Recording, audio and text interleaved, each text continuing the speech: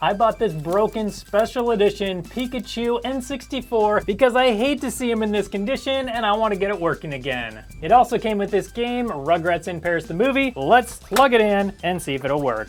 This video is sponsored by iFixit, more on them in a minute. Okay, turning it on. Oh, we get nothing. Okay, I think we need to take it apart and see what's going on. Also, after looking at the controller, we need to replace this joystick, and then also, I'm gonna need to clean the pins on this game. Some of them, you can't really see it from here, but they're really dirty, so we'll open this game up and get that cleaned as well. But first, let's start with the console itself. Now, I've never opened up an N64 before, and anytime I get something that I've never opened before, I always pull out my iFixit ProTech toolkit.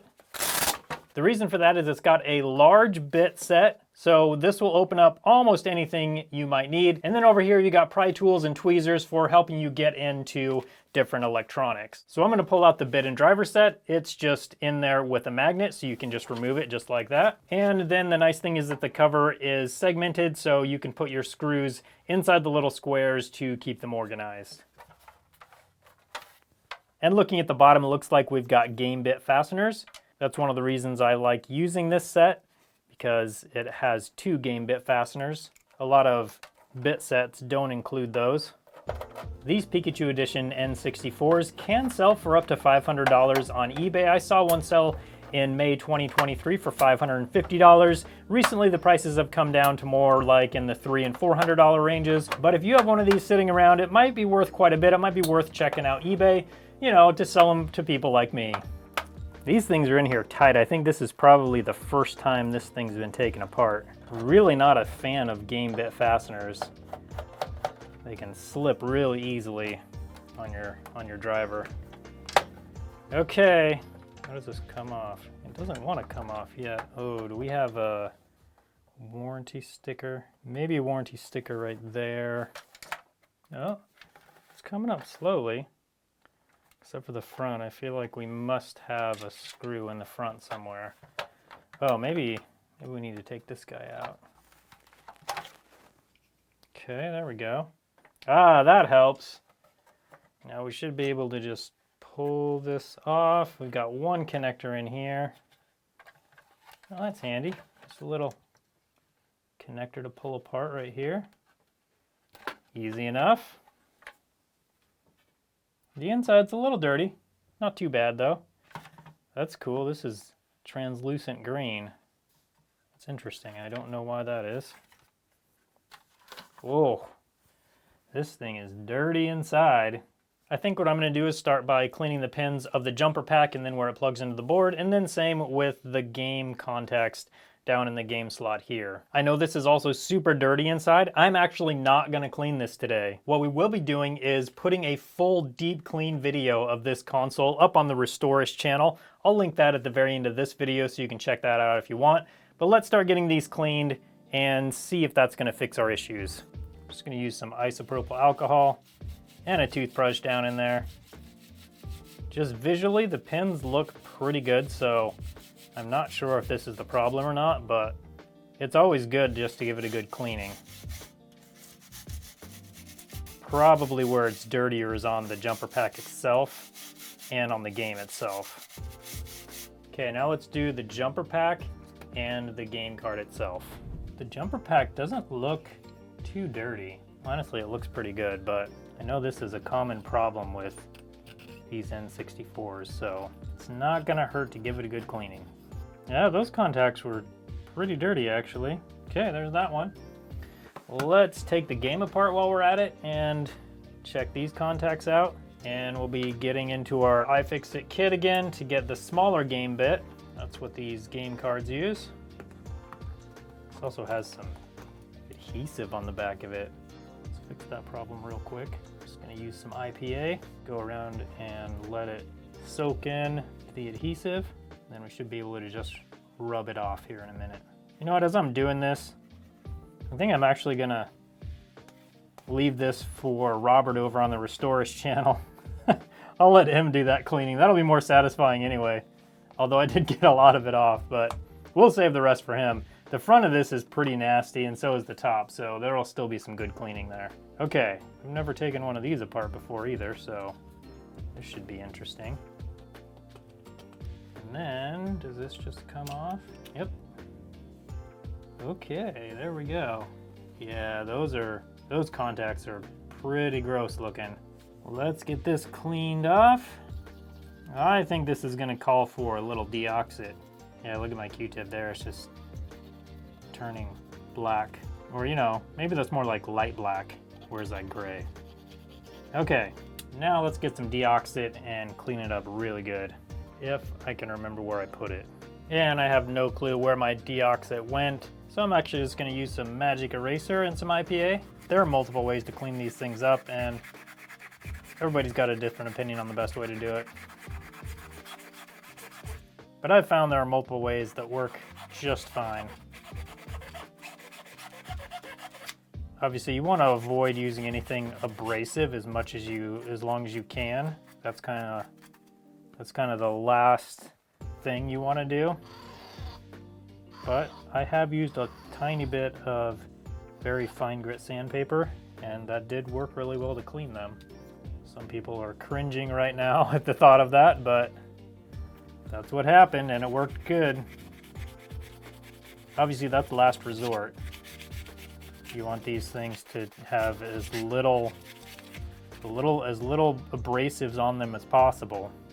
Okay, we got some good gunk off of it. All right, I think that's looking pretty good. Let's get this installed back into cartridge case. Does it go upside down? I feel like it doesn't. I feel like it goes like this. Yeah, that looks right. Then this, and then the top piece. Ah, I forgot screws. And one forgotten screw. And the second forgotten screw. Now we can put this back together. Okay, so with the jumper pack cleaned, the game cartridge cleaned, and the slots on the motherboard cleaned, I think it's time to put these back in and see if just that cleaning will get it working again. Okay, and I have this back together just enough to test. Got the jumper pack installed and the game cartridge in. Well, let's turn it on and see what happens. Oh, there we go, look at that. Yeah, so that was actually a pretty easy fix, but we do still need to fix this controller. We'll do that next. I just want to double check, just to make sure this is going to keep working. And there we go. Okay, so this is clearly working. Let's get this controller fixed up. We got to fix this thumbstick so the controller will work. So let's get that taken apart and see what's going on in there. Okay, and back to our iFixit toolkit. We're going to try a pH0 first. Is that good? That looks to be about right. One of the great things about these iFixit tool sets is that these bits are warranted for life. So if you break one, you just contact them and say, hey, I broke my bit, and they'll send you out another one. Before I was sponsored by them, I did that because I found iFixit tools to be really good. And then I was using the bits like every day for taking apart PS4s back when I was running a repair business, which I don't do anymore. I just do videos. But I was running a repair business and using iFixit bits, and one of them eventually wore out, and I just contacted them and they just sent me right out another one. That's why a lot of times in my videos I'll say that they're good tools but also good people. The people that I dealt with were just really nice about it. There were no issues at all. Never taken one of these controllers apart either, so sometimes controllers can be a little intimidating when you first take them apart. Sometimes there's a bunch of little parts inside, so we'll see what we get here. Okay, not bad. Ah, this piece just came right out. I feel like this is not a genuine Nintendo controller, just based on the look of the inside. So hopefully the parts I have to replace that joystick will work fine. Also, I mean, I'm not an expert on these. Maybe this is a genuine Nintendo controller. I don't know. But controllers back when they made these were a little crazy. They were a lot different than controllers today, so who knows? Okay, and this should be the part we need to get to. There we go. So we need to remove all these screws on the back side right here. Okay, there's that part. And then this part. There we go. Yeah, so this is what the aftermarket ones look like. This is what the brand new ones look like, or the ones that go in a actual Nintendo controller. This one actually would fit in there, but then we have this connector that doesn't go to anything. I mean, this connector wouldn't plug into anything down here. So I'm going to put this back together, but this controller actually did come with this lot as well when I bought it. So let's take this apart and look at this joystick and see if that is close to the original Nintendo joystick. If it is, then we'll rebuild this one instead. All right, and with all those screws loose, let's see if this one is anywhere close to what the original looks like, or what the original might look like. And it looks pretty similar to the other one, kind of a cheapo replacement, but this part might be something similar. Let's check it out. So the analog stick piece looks similar, and I just need it to be similar enough that I can use the parts from the repair kit that I have. Let's see if it's similar enough. Oh, there's a big old spring under here. Okay. So we've got this piece here that spins. Then we have this piece here that spins. This looks like maybe it's similar to the original. Let's get a repair kit here. And it is definitely not. There's no gears on the end like this. So that won't work. So this is definitely a lot closer to the original, but that definitely just isn't going to work. It's not close enough. Let's check out this replacement I have.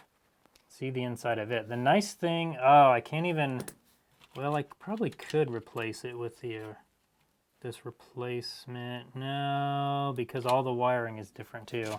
What a bummer. Let's look inside this real quick and see the differences. Okay. Okay, now this replacement is actually very similar, but it is different. That is crazy to me that there's so much difference in these. We have the original Nintendo, we have this aftermarket, and then also this aftermarket, and they're all significantly different. Significantly different enough that I can't interchange the parts from them. I was really hoping to be able to fix this controller today, but unfortunately it just wasn't in the cards for us. But if you want to see this amazing special edition cleaned, I'll put a link up on your screen now for that video. Thanks again to iFixit for sponsoring this video. Go to ifixit.com/TronicsFix. I'll put a link right in the description. Thank you for watching today, and I hope you have a good one. Now we got some Rugrats to play.